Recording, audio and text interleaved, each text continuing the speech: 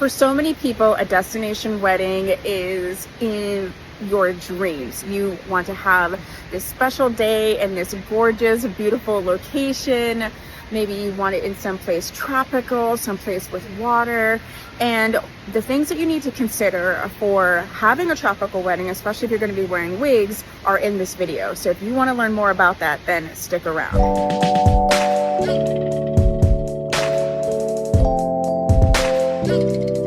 Hi, I'm Tia, owner and operator of Tia Maria Wigs, and I'm here at the lovely Gaylord Hotel in Nashville. It's basically indoor-outdoor situation, and it really made me think about having a destination wedding and what you want to consider if you are a wig wearer doing this or if you're planning to wear a wig for your special day.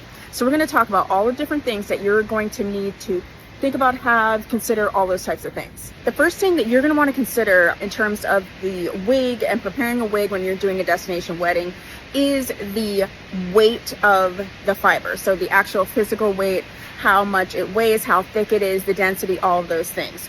In general, if you get a lightweight, lower density synthetic, that's going to be your best bet. Human hair wigs tend to retain heat a little bit more. They're also human hair. So at the end of the day, if you're going to go to a situation where maybe the climate is a little unpredictable, maybe it's more humid, human hair is human hair and it's going to react like human hair does in those types of environments. So if you're trying to avoid and limit all that in general, going with a lightweight, light density synthetic fiber is your best bet. No matter if it's humid, raining, what have you, your wig is going to stay intact, your look is going to stay intact, and that's one huge thing off your list to worry about, especially if you're doing a destination wedding. You could also go human hair blend where you can get the best of both worlds, but in general, I would make sure that it is a lower density style and that also the cap is a breathable cap and will give you all the benefits of looking great, but also feeling great with your wig on as well. Like I mentioned, one of the things to consider if you're going to be wearing wigs for your destination wedding is to consider the weather, the heat, and the humidity. Cap construction is going to be very, very important when you are choosing a wig for your special day that is in a warmer climate.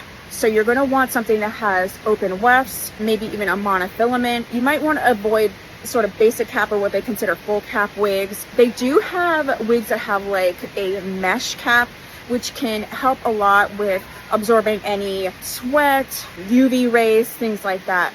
You might also want to consider getting these things are called headliners. And basically they go inside between your head and the wig, and they do make a difference. I have a video that I will link where I'm talking all about these headliners. I did a sort of wear test. I was outside in the humidity. It was 90 something degrees. I had a long wig on. I was out at a festival, a jazz festival, and I could not really tell at all. So that is something you're going to want to make sure that you pack in your little wig go bag and that you have available. So I'm going to talk about the elephant in the room, so to speak. One of the biggest things about wearing a wig at all, but especially for your special day, is the security and making sure that it's going to stay on and stay put. If you are wearing a wig, period, but especially if you're doing a destination wedding, there are so many ways to keep your wig in place. They have sort of the wig tape is sort of a two-sided tape, so you can kind of put it just where it's needed. I also saw on my website, it's called Lace Silk. It's from Wig Guru, and this is a waterproof, sweat-proof type of product that will really glue it down. So if you're really, really concerned, that is something that you can use, and it's easily removable as well. The other thing that people don't realize is that if you use any type of accessory, you want to use a little sparkly hair clips all down the side, hairpins, any of those things will actually help your wig stay on more.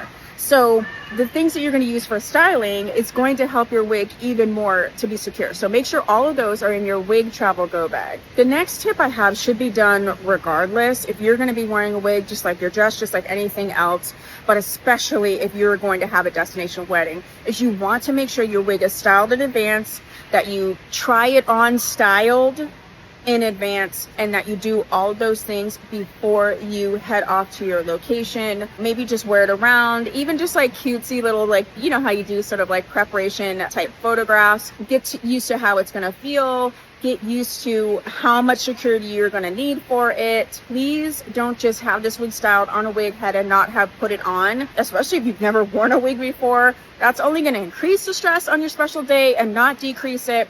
And especially if you are doing some type of destination wedding, you may not really have anybody else there that can help you. So ask any questions you need to ask, take little notes, get your tips. Again, I'm gonna have a whole video on the wedding go bag, whether it's destination or not. So watch that video. But yes, please, wigs can help your special day so much, but do try it on first, do test it out first.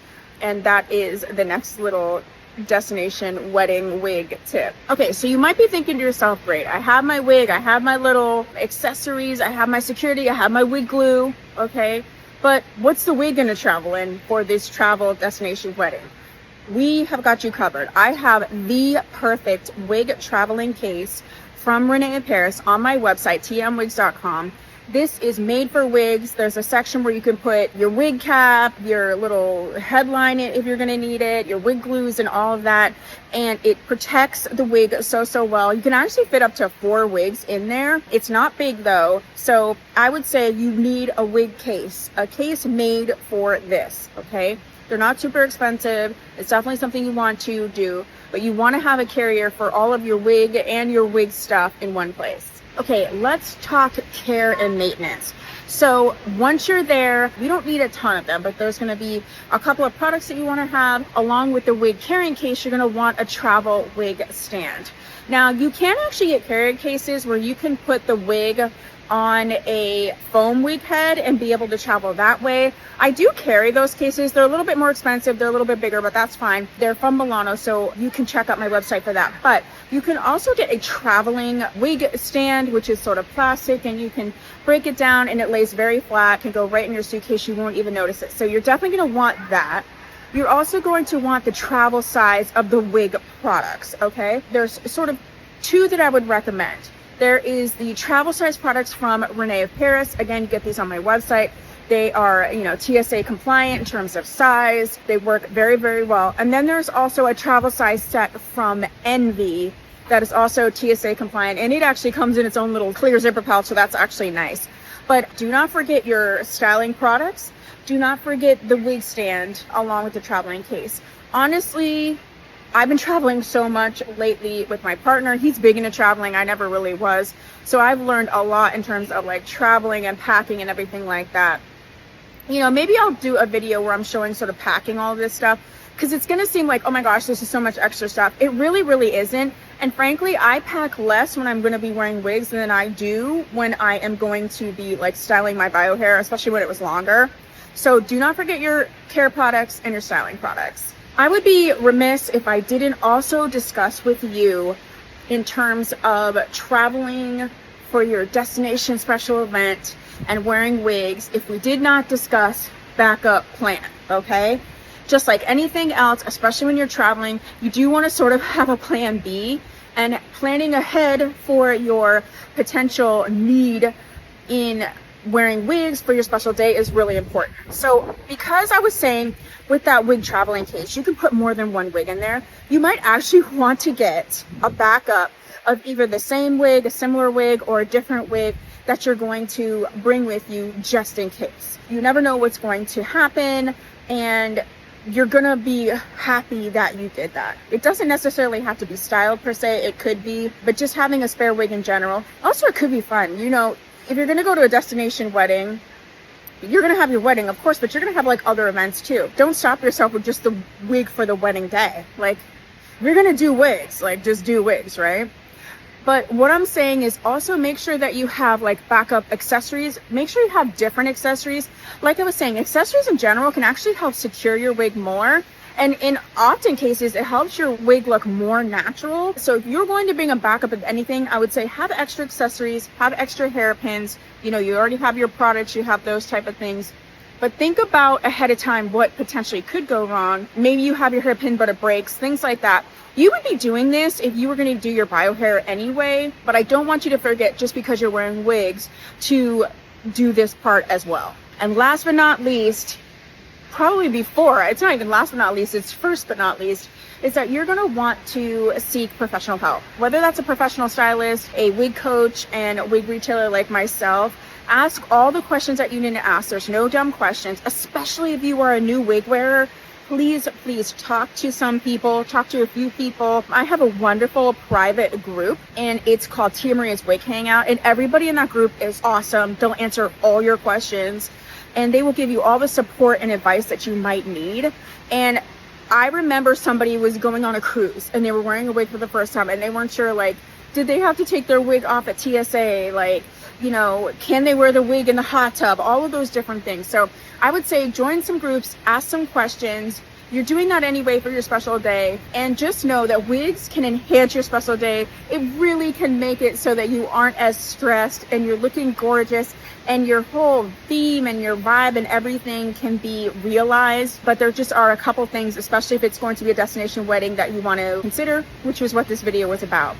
If you haven't subscribed, please consider doing so. We're doing so much wedding special event related content, you're not going to want to miss it. And don't forget to visit me, tmwigs.com. Okay, bye.